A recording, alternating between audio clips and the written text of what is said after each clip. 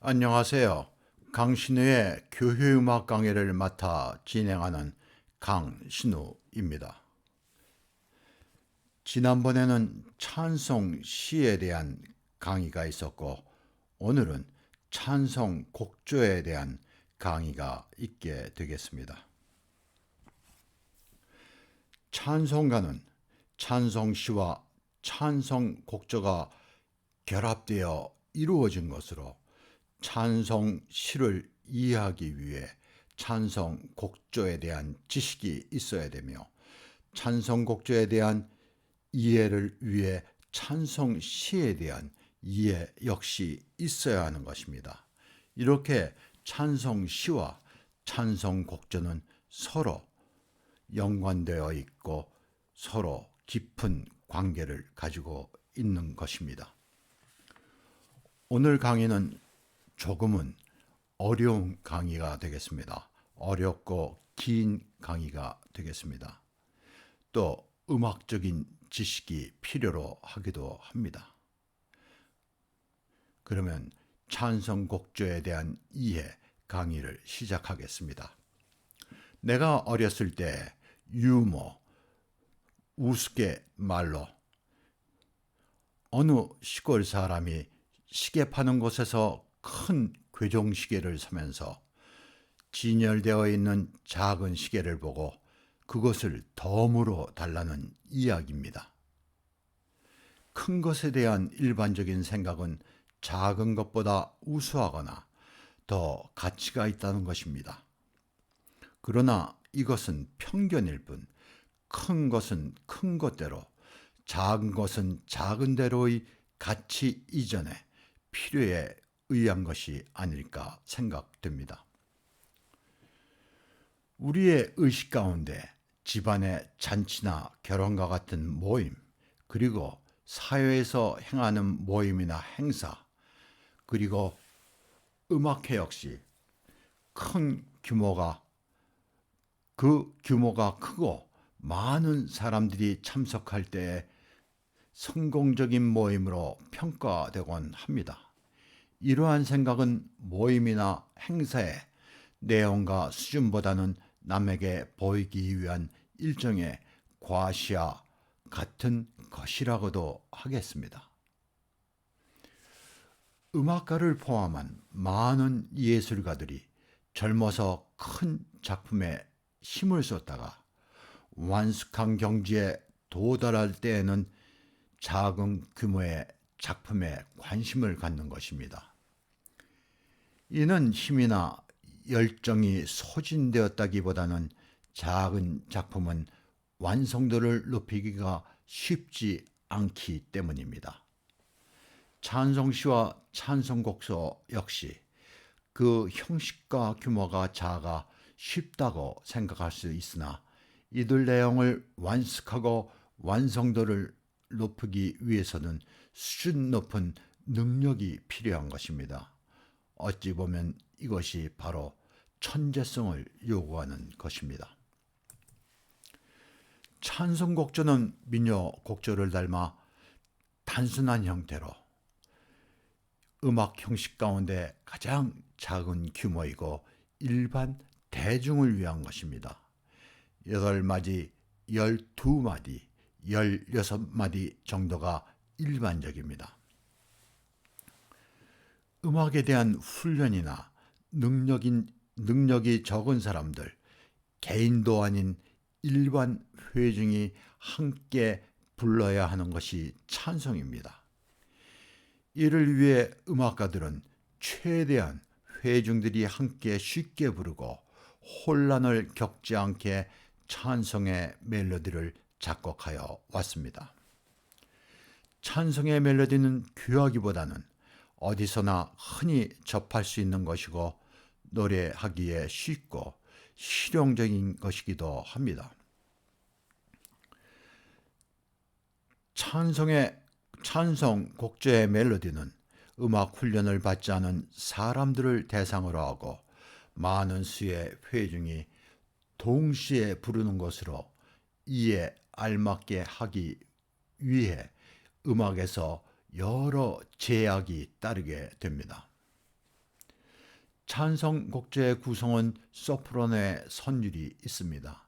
이를 칸셔널 형식이라 합니다. 초기 찬성가 4성부는 멜로디가 테너 성부에 있다가 그 뒤에 가장 높은 성부인 소프라노로 옮겨져 지금에 이르고 있습니다. 찬성의 멜로디의 구성은 높이와 길이가 기본음이고 온음, 음계로 되어 있습니다. 온음, 음계란 변화음이 섞여 있지 않은 음계로 노래하기 쉬운 음계를 말합니다. 우리들이 잘 아는 장음계, 단음계, 오음계, 그리고 교회 선법같이 변화음이 없는 음계들을 말합니다. 첫째, 찬송의 멜로디는 리듬이 단순해야 많은 수의 회중이 찬송을 부를 때에 혼란을 가져오지 않습니다. 그래서 대부분의 찬송의 리듬은 아주 단순하게 되어 있습니다. 찬송의 멜로디는 기본음표를 거의 사용하고 가능한 한 기준음표보다는 길거나 짧은 음표는 적게 사용하고 있습니다. 옆에 우리가 잘 아는 찬송가 1장을 보겠습니다. 찬송가 1장은 4분의 4박자로 4분 음표로만 구성이 되어 있습니다. 기본 음표만 사용했지 다른 길거나 짧은 음표는 전혀 사용하지 않았습니다. 이러한 경우는 일반적이지는 않습니다만 꽤 찬송가에는 있습니다. 찬송가 멜로디 기본 음표를 거의 사용하고 가능한 한 기존 음표보다 길거나 짧은 음표는 적게 사용한다. 여기에 준한 선율을 내가 노래해 보겠습니다. 타타타타타타타타타타타타. 여러분들이 잘 아시는 찬송 멜로디죠. 여기 앞에 점 4분음표와 8분음표가 나타나고 맨 뒤에 2분음표 2개가 나타납니다. 이렇게 기준 음표가 바탕이 돼서 짧은 음표나 긴 음표가 짧은 음표나 긴 음표를 적게 사용하는 선율이 찬송 멜로디의 일반적인 형태입니다. 두 번째로 찬송의 멜로디는 노래 부르기 쉬워야 하기에 그 진행이 순차적으로 진행하거나 진행하다가 음정이 뛰는 경우에는 3도나 완전 4도, 완전 5도로 노래하기 쉬운 음정입니다. 한번 이 1장 찬송으로 다시 한번 예를 들어보겠습니다. 순차 진행이란 말을 풀어서 얘기하면 차례 가기가 되겠죠. 차례차례 순서대로 움직인다는 뜻입니다. 도시라솔 도시라솔 순차죠. 차례 가기로 하죠. 도레미 솔도는 뭐야? 완전 4도 음자입니다. 그래서 노래하기가 비교적 어렵지 않습니다. 그 다음에 도레미 순차 진행했죠. 같은 음에서 다음 악절에 첫 음이 시작합니다. 미래도 차례각이죠. 파, 네, 완전 4도로 뛰어 올라갔습니다. 화미래, 네, 또 차례가기가 됐죠. 그 다음 차례하기로 연결이 되고 도레미레도 차례하기죠. 노래하기 쉽죠. 라시도 돌라 단삼도죠. 그러니까 비교적 노래하기 쉬운 음정입니다. 라시도, 네. 그 다음에 솔미도 음정이 계속 도약을 하지만 이 음은 1도 화음, 도미솔을 펼쳐놓은 화음이에요. 도미솔 솔미도 뭐 이런 화음이기 때문에 노래하기가 편하죠. 솔미도 레파미레도 레파도 띄지만 단삼도의 음제입니다. 그래서 쉽습니다. 그 다음에는 파미레도 순차 진행하죠. 이렇게 순차 진행과 뛸 때 쉬운 음정으로 뛰고 또 순차 진행하고 쉬운 음정으로 뛰고 순차 진행하는 이러한 구조로 된 찬송이 노래하기에 편한 것입니다. 물론 예외적인 것도 있죠. 그리고 또 한 가지는 멜로디의 전체적인 조화를 위해 동형진행적 반복, 유사한 악구의 반복을 자주 사용한다. 이 말은 거의 같은 말입니다. 동형진행이라는 것은 비슷한 형태로 진행하는 닮은 꼴의 멜로디를 얘기하는 것입니다. 그러면 1장 찬송을 갖고 한번 보겠습니다. 도도시라솔 그다음 두 번째 악절에 미미미미레도 미미미레도 같은 형태죠. 이러한 것을 동형진행이라고 합니다. 그래서 이 노래를 분석하게 되면 도도시라솔 도레미 이것을 제일 처음에 나타났으니까 A라고 부르죠. 미미미레도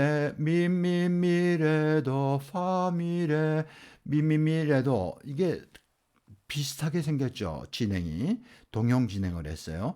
그래서 이걸 다시 말하면 사촌 A에 대해서 사촌 형제와 비슷한 것입니다. 그래서 A-로 부르겠습니다. 그다음 세 번째 악절을 보겠습니다. 도레미레도 라시도 전혀 다른 음악이죠. 그래서 이것은 동네 사는 다른 친구를 얘기하는 거예요. 일가가 아닙니다. 그래서 이거를 B라고 하겠습니다. 마지막 악절을 보겠습니다. 솔미도레 파미레도 이것도 세 개 어느 악절과 닮은 데가 없어요. 동네 또 다른 친구입니다. 그래서 이걸 C라고 보겠습니다. 그래서 이 곡절을 분석을 하게 되면 A, A-B, C로 되어 있습니다. 그래서 A-가 있어서 전체적인 통일감, 균형을 느낄 수 있게 되겠죠. 대부분의 이러한 찬송 곡전은 A, B, A 같은 형식, 똑같은 리듬이 똑같은 멜로디가 두 번 반복되다가 새로운 리듬이 나다가 마지막에 다시 똑같은 멜로디가 반복되거나 그렇지 않으면 A 두 번째는 조금 다른 멜로디가 나왔다가 B 다른 멜로디가 나오고 다시 A-가 나온다든가 이런 식으로 균형을 이루고 통일성을 갖는 것이 찬송 멜로디의 특색이라고 하겠습니다. 물론 다른 멜로디, 세속 음악의 멜로디도 다 이런 규칙 안에 있습니다. 때에 따라서는 이런 규칙에 어긋난 것도 있겠죠. A, B, C, D와 같이 각 악절의 멜로디가 다 다를 수 있는데 이럴 때는 잘못하면 음악 자체가 산만해질 수도 있죠. 그리고 어떤 그 통일감 같은 걸 가질 수 없어갖고 이런 형태의 음악은 잘 사용하지 않고 있습니다. 네. 그리고 이번 강의에서는 조금 예외적인 얘기를 하겠습니다. 여기 지금 내가 지적하는 이 음악 기호 여러분들 많이 보셨죠? 음악 기호 이 음악 기호 내가 중학교 다닐 때 음악 선생님이 붕어눈이라고 가르쳐줬어요. 붕어눈처럼 생겼죠? 이 기호는 세 가지 뜻을 가지고 있습니다. 첫째, 음표 위에 있을 때는 늘림표, 이태리말로 페르마타라고 그러죠. 그 뜻은 원래의 음표의 길이보다 2배나 3배를 늘려서 노래하라는 뜻입니다. 그것이 가장 일반적으로 사용되는 이 음악 기호의 뜻입니다. 두 번째는 이 세로줄이 2개 있는 게 있어요. 겹세로줄 위에 있는데 그거는 마침표라는 뜻입니다. 여기까지는 우리가 중고등학교 다닐 때 배운 지식입니다. 마지막으로 이 음악 기호의 찬송가에 이렇게 악절 끝에 붙은 것을 갖다가 뭐라고 얘기하냐면 악절 표시라고 그래요. 악절 표시. phrase mark라고 합니다. phrase mark. 그래서 악절 표시는 무슨 뜻이냐면 글로 말하면 여기서부터 여기가 한 문장이다. 여기부터 여기까지가 한 문장이다. 그래서 점 찍는 거예요. 점. 그래서 여기서 숨을 쉬라는 얘기입니다. 숨을 쉬라는 얘기지 이게 우리가 알고 있는 늘림표가 아닙니다. 그래서 어지간히 음악을 공부하거나 경험이 있는 사람은 의당 여기서 다 숨을 쉬죠. 숨쉬게 돼 있잖아요. 그냥 노래 불러보면 가사도 그렇고. 그런데 굳이 이걸 붙여놓을 필요가 없는데 우리는 붙여놔서 대단한 혼란을 겪고 있습니다. 외국의 교회에서는 이 찬송가를 부를 때 여기서 늘리질 않습니다. 여기서 숨만 쉬지. 그런데 우리는 다 늘림표로 이해돼 갖고 늘려서 노래하고 있어요. 사실 이거는 지금 우리의 그 대한민국의 음악적 수준에서 볼 땐 어찌 보면 조금은 부끄러운 일입니다. 만약 외국 음악을 하는 예국 교인이 한국 예배에 참석해서 이렇게 부르는 것을 본다면 이 사람들은 찬송가를 잘못 부르고 있구나 하고 생각할 수 있습니다. 이 찬송은 이렇게 불러야 됩니다. 만복의 근원 하나님 온 백성 찬송 드리고 저 천사여 찬송하세 찬송 성부 성자 성령 이렇게 불러야 되는 거지 여기 늘려서 부르는 게 아니에요. 그리고 마지막에는 설령 이런 늘림표가 없더라도 이건 2박자로 부르는 것은 음악적인 상식입니다. 2박자로 늘려서 부르는 거는 아시겠죠? 그러니까 우리도 이제 이런 일이 소소한 것 같지만 고쳐 나가야 됩니다. 그렇지만 이게 쉬운 일이 아니에요. 100년이 넘게 이렇게 불러왔는데 이렇게 부르자 그러면 왜 그냥 냅두지 귀찮게 또 이거를 뭐 이렇게 없애고 부르자고 그러냐 뭐 그런 식으로 또 의견이 나올 수도 있겠죠. 그러나 이건 꼭 고쳐야 될 적은 일입니다. 네. 그러면 이 이야기는 이거를 마치고 다음 진도를 나가겠습니다. 세 번째, 초기 루터의 찬송이나 제네바 시편가의 리듬은 생동력 있는 리듬을 얻어야 했습니다. 그러니까 지금 우리가 부르는 찬송가는 찬송가의 리듬과는 달라된 얘기죠. 이러한 리듬은 회중이 노래하는데 어려움이 있어 뒤에 음악가들이 회중이 함께 노래하기 쉽게 같은 리듬이 반복되는 단순한 리듬의 곡조로 작곡하여 지금에 이르고 있습니다. 이런 생동력 있는 리듬을 영어로 바이탈리티 리듬이라고 그래요. 그리고 단순한 리듬을 아이소메트릭 리듬이라고 합니다. 이 정도는 그 교회 음악이나 일반 음악을 하는 사람들은 알아야 될 음악 용어이기도 합니다. 그러면 1장 찬송의 원래 곡조를 여러분한테 소개하겠습니다. 1장 찬송은 제네바 시편가에서 온 곡조예요. 제네바 시편가는 칼빈이 살던 제네반 시에서 불렀다고, 제네반 교회에서 불렀다고 해야 하고 제네바 시편가라고 합니다. 제네바 시편가의 특징은 긴 음 사이에 짧은 음들이 들어가 있는 것이 특징입니다. 긴 음 사이에 짧은 음이 들어가 있는 게 특징이에요. 그래서 이 리듬은 굉장히 생동력 있는 리듬입니다.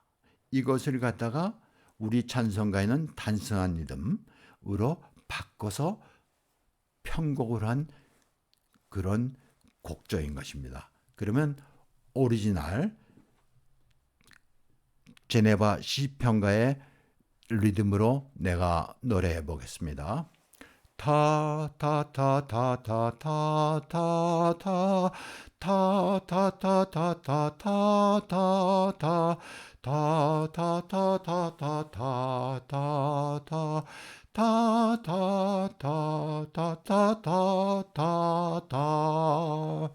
네, 굉장히 활력 있죠. 우리가 지금 부르는 곡조에 비해서는 이 곡조는 외국에서는 우리가 지금 부르는 단순화된 리듬의 곡조보다는 이 오리지널 리듬의 곡조를 더 선호하고 있습니다. 그런데 우리 찬송가에는 이 리듬의 곡조가 한 곡도 소개되고 있지 않습니다. 굉장히 아름다운 곡조입니다. 그런데 이 정도 곡조는 이해할 수 있는데 마틴 루터의 내주는 강한 성현은 완전히 다른 형태로 되어 있습니다. 너무 어렵습니다. 왜 어렵냐 하면 그 독일어 말 액센트에 맞춰서 작곡을 했기 때문에 그 음악의 리듬이 굉장히 자유스럽고 변칙적으로 되어 있습니다. 루터 시대에 찬송시 작가들은 찬송시도 썼을 뿐 아니라 멜로디도 썼어요. 그래서 자기가 찬송시를 쓰고 거기다 멜로디를 자기 스스로 붙인 것입니다. 그래서 이 찬송곡조도 루터 자신이 붙인 곡입니다. 그 후에 찬송 작가와 음악가의 역할이 분담되게 되죠. 네. 그래서 루터는 독일어 말의 억양을 살려서 리듬을 강조한 노래가 되겠습니다. 그러면 제가 이 찬송곡조를 노래해 보겠습니다. 타타타타타타타타타 타타타타타타타타 타타타타타타타타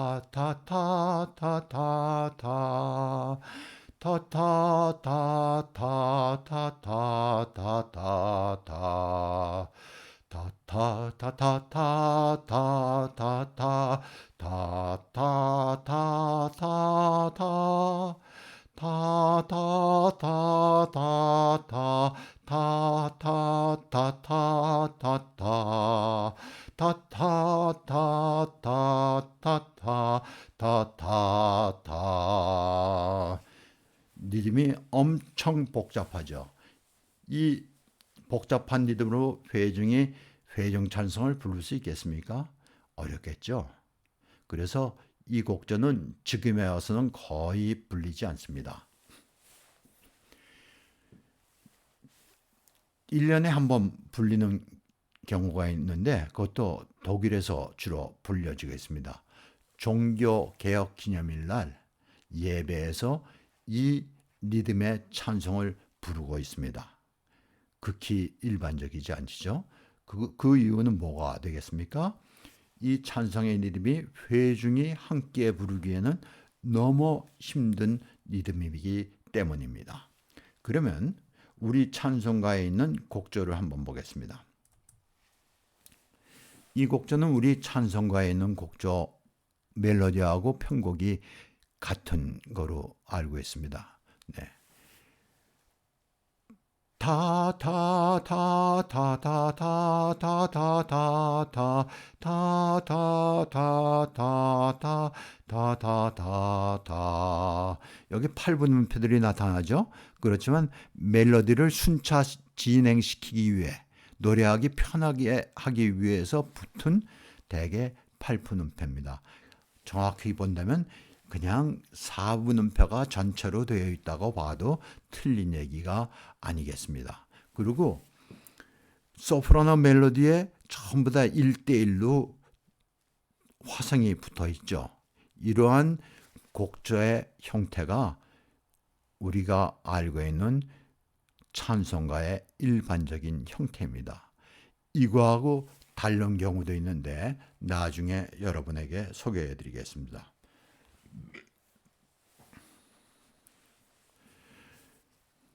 네 번째, 찬송의 멜로디는 일반 회중이 노래하기에 편하게 한 옥타브 8개 정도의 음역으로 너무 높거나 낮지 않게, 그리고 높은 음을 지속적으로 노래하거나 낮은 음을 지속적으로 노래하는 멜로디는 피해야 된다는 것입니다.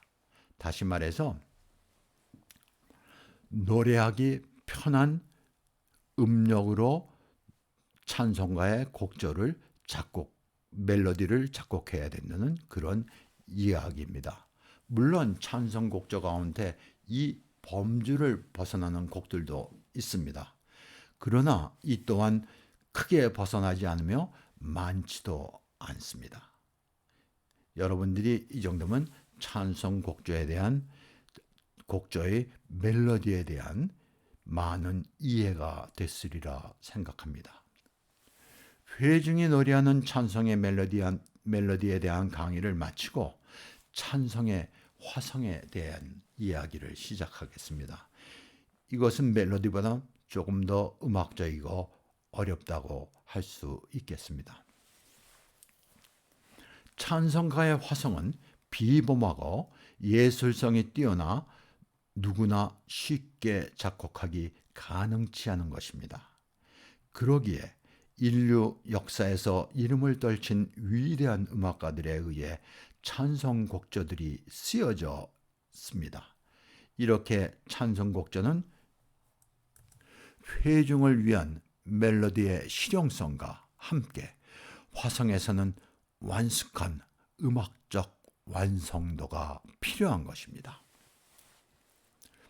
음악을 공부하는 학생들 가운데 대학원 음악 이론 시험이나 외국에 유학 가서 음악으로 석사나 박사 학위의 과정을 공부하기 위한 음악 이론 시험 가운데 요한 세바스찬 바흐의 찬송곡조인 코랄을 분석하는 시험을 꼭 치르게 됩니다. 바흐의 코랄 한 곡조를 완벽하게 분석하면 전통 화성을 이해한 것으로 이해되기 때문입니다. 찬송가의 화성은 멜로디와 달리 음악적이며 화려하기까지 합니다. 이 작은 형식의 곡조 안에 다양한 화성의 기교는 음악 실력이 뛰어나지 않으면 가능하지 않습니다. 그러나 찬송 곡조의 화성은 전통 화성에 근거하며 이에 크게 벗어나지 않는 것이 특징입니다. 화성학도 낭만파 시대에 들어오면 약간 더 진전된 화성학이 있습니다. 그리고 더 진전된 화성학 같은 것은 반응계적 화성 뭐 이런 것도 있습니다. 이런 것은 찬송 곡조에는 사용하지 않는다는 이야기입니다. 멜로디를 노래하는 회중과 달리 찬송의 화성을 연주하는 사람들은 전문 음악인이기에 이를 감당할 수 있는 것입니다. 그러니까 어려운 찬송곡들에도 전문 음악인이기 때문에 올가이나 피아노로 반주할 수 있다는 그런 얘기입니다. 이 짧은 찬송곡조는 멜로디는 노래하기 쉽게 하기 위해 실용성, 화성은 음악적 역량이 결집된 예술성이 합쳐진 예술 작품인 것입니다. 다시 말하면 찬송곡서는 실용성과 예술성이 어울려진 완벽한 음악인 것입니다. 찬송곡의 화성은 한 악절 혹은 한 마디 안에서 화성이 자주 바뀝니다. 장자와 단자의 화성 등이 다양하게 사용되고 빈번한 조바꿈도 있습니다. 이 말은 음악을 전공하지 않은 사람들은 조금 이해하기 힘들 거예요. 네. 이러한 찬송은 다양한 음향과 풍부한 울림을 가진 예술성이 뛰어난 음악이라고 하겠습니다. 8마디 혹은 12마디, 16마디의 짧은 악절에 선율과 화성을 완벽하게 구성하려면 능력이 뛰어난 음악가가 아니면 어려운 것입니다. 음악 역사상 가장 위대한 작곡가 가운데 한 사람인 요한 세바스찬 바흐는 수많은 독일 찬송을 편곡하였습니다. 그의 찬송곡들은 전통 화성악의 교과서로 지금도 쓰이고 있습니다.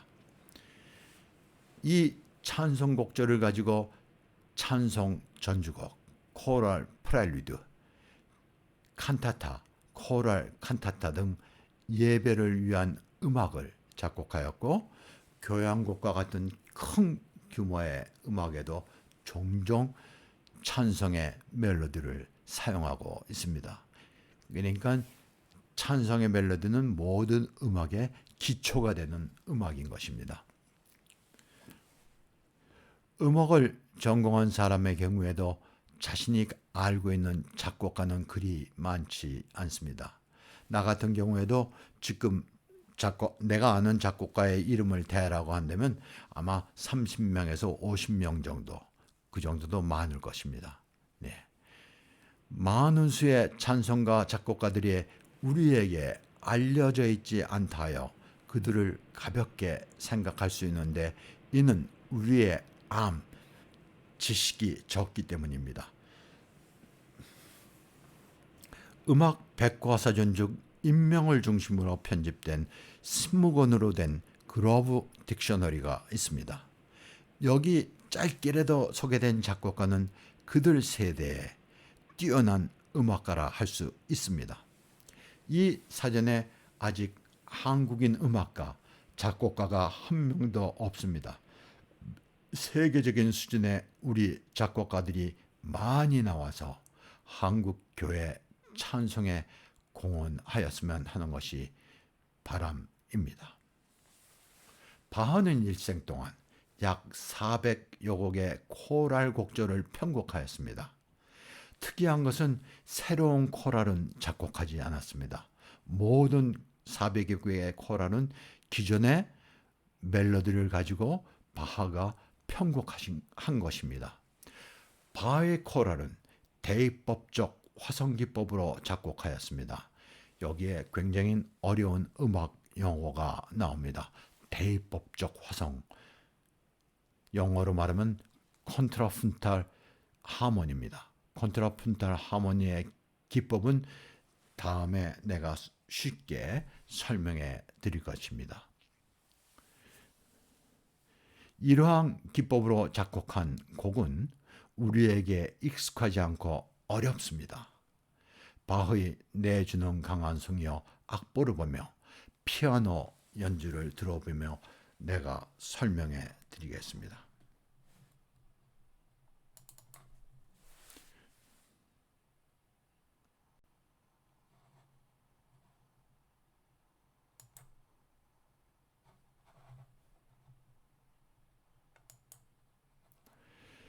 네. 여지껏 봐온 찬송가와는 모양새가 많이 다르죠. 네, 멜로디는 똑같습니다.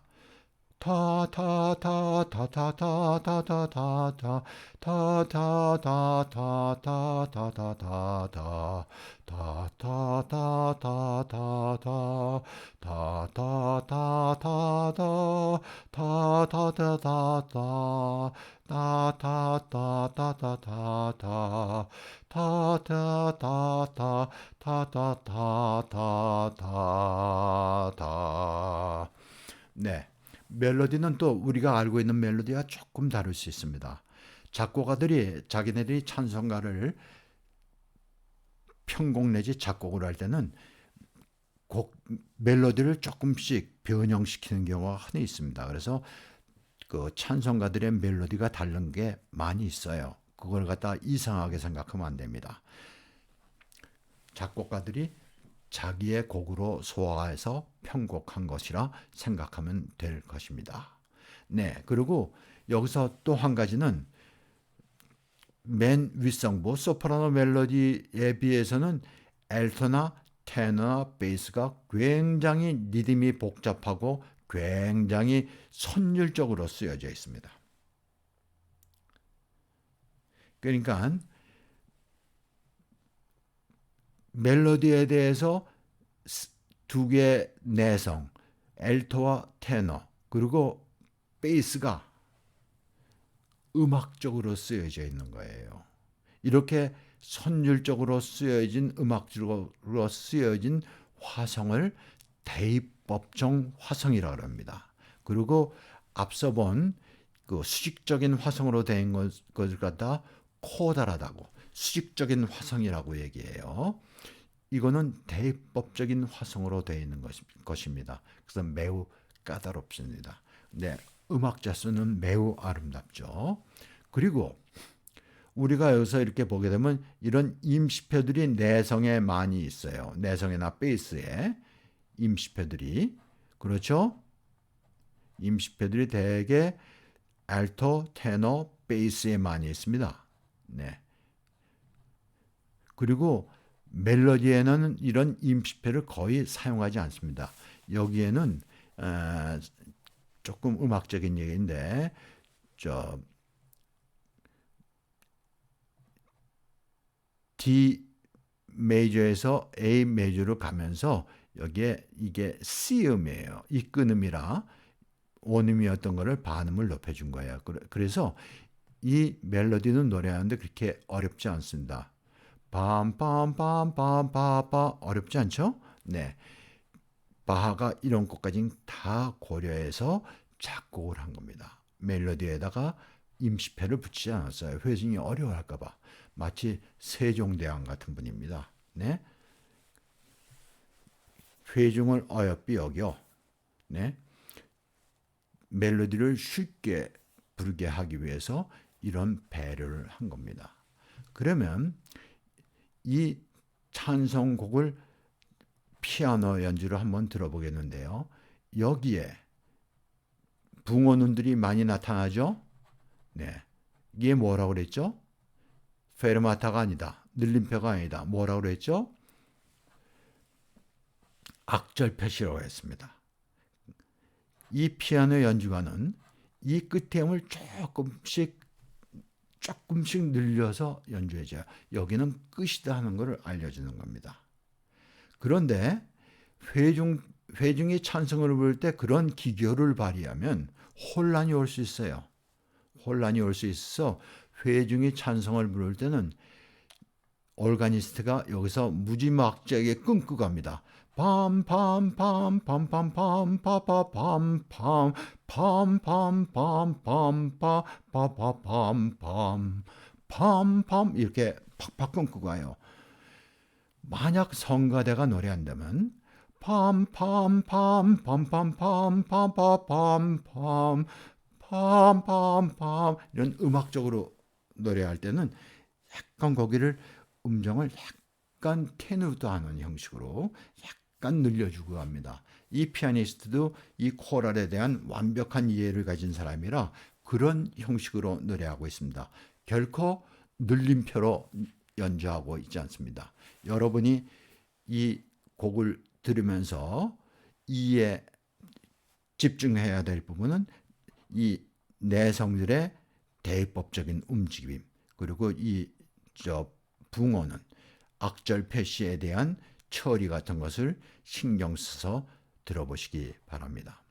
매우 아름다운 편곡입니다. 그리고 바하는 이 똑같은 내주는 강한성이요, 이 찬송가 곡조도 여러 개의 편곡이 있습니다. 이거 한 곡만 있는 게 아니에요. 그러니까 관심 있는 사람은 바하 그 찬송가 코랄 집에서 찾아서 보고 분석해 볼 수 있을 것입니다. 한번 들어보시겠습니다.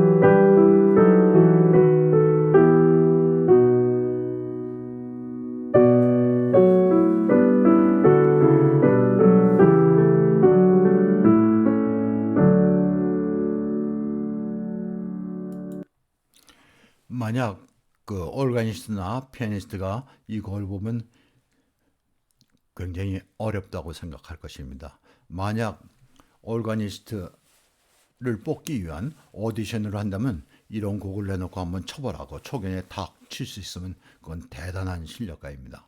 네, 굉장히 난해한 곡입니다. 그러나 회중은 노래하기가 전혀 어렵지 않습니다. 음악가가 노력할 뿐입니다.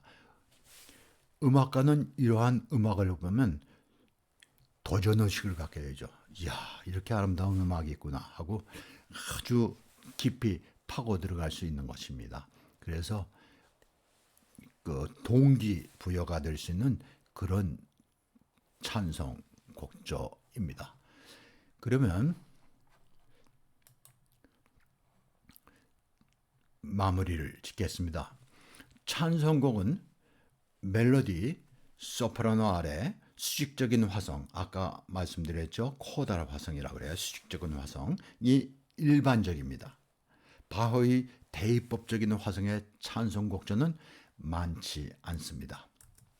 그러나 바하의 찬송 편곡이 찬송가 작곡에서 규범이라 할 수 있습니다. 가장 모범이 되는 찬송 편곡이라는 얘기죠. 오늘 강의는 나 역시 유튜브라는 제한된 공간에서 강의하기가 너무 어려웠습니다. 여러분들도 이해하기 쉽지 않았을 것 같습니다. 음악 공부하는 분들은 특별히 한 번 들어서 이해가 안 되면 여러 번 반복해서 듣기를 권합니다. 오늘 강의는 이거로 마치겠습니다. 감사합니다.